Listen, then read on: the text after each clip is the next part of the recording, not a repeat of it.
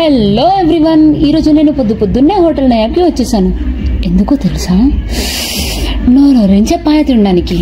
ఉదయాన్నే 4 AM లేచి గబ్బగబ్బా fresh up అయ్యి నా ఫ్రెండ్ని పిక్ చేసుకొని నా ఫేవరెట్ స్పాట్కి అయితే వెళ్తున్నాను.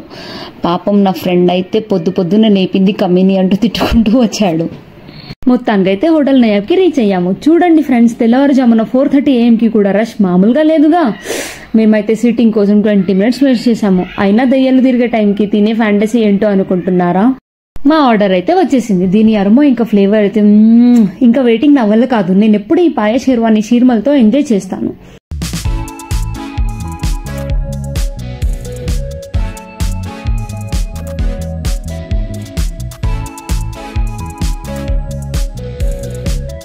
టేస్ట్ విషయానికి వస్తే మాత్రం చాలా ఇన్క్రెడిబుల్ గా ఉంది ఫ్రెండ్స్. మాంసం మాత్రం సూపర్ టెండర్ గా ఉండి ఎముక నుండి పడిపోతుండే.